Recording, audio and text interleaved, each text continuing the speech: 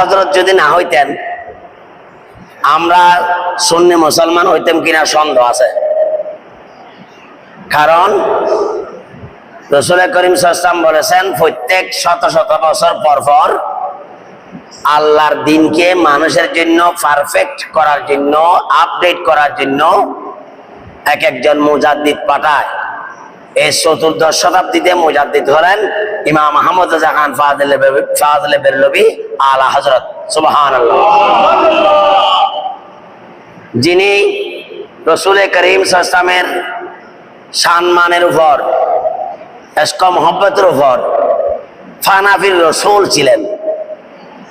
সবার মধ্যে মিম হা মিম দাল মুহাম্মদ, বসার মধ্যে মিম হা মিম দাল মুহাম্মদ, দাঁড়ানোর মধ্যে মিম হা মিম দাল মুহাম্মদের আকৃতি নিয়ে দাঁড়াইতেন। সুবহানাল্লাহ। সারতা বাবা কারামত, নবীর প্রেমে মুগ্ধ আলা হযরত ১,৫০০ কিতাব লিখেছেন। তন্মধ্যে আমাদের জন্য যেটা বেশি প্রয়োজন সেটা পবিত্র কোরআনে কারীমের তরজমা। সুবহানাল্লাহ। তরজমাতুল কোরআন, কানজুল ঈমান, তরজমাতুল কোরআন।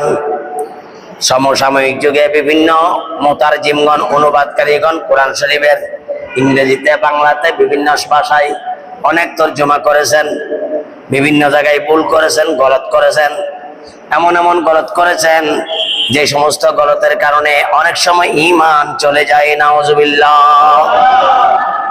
যেমন একেবারে কয়েকটা বলবো আমি।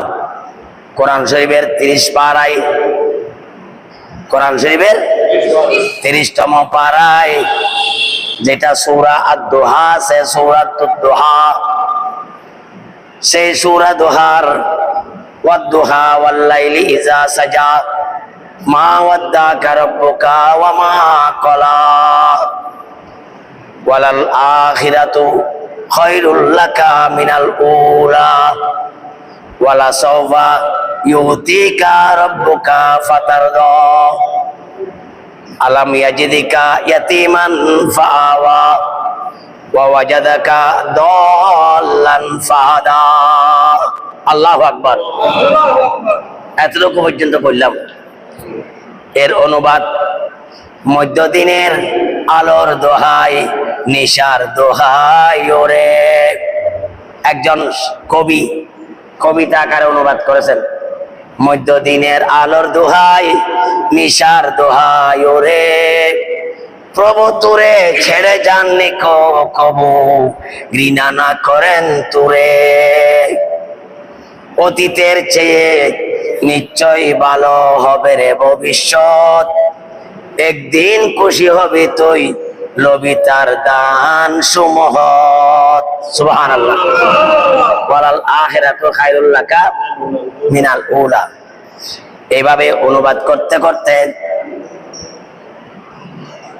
অসহায় জবে চিলে জগতে তিনি দিয়েছেন ঠাই।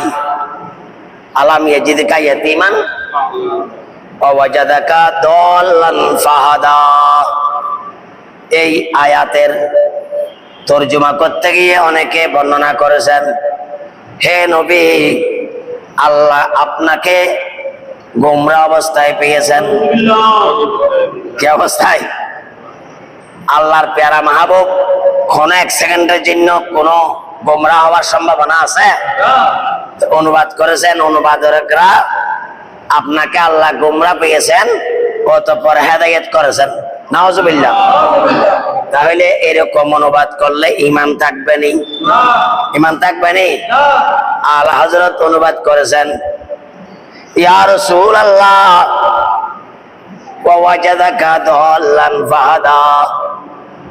আপনার মাবুদ আল্লাহ রাব্বুল আলামিন আপনাকে আল্লাহর প্রেমে, আল্লাহর মহব্বতে, আল্লাহর তৌহিদের সমুদ্রে মুস্তাগরাক হিসেবে আল্লাহর প্রেমে বিভোর পেয়েছেন। সুবহানাল্লাহ।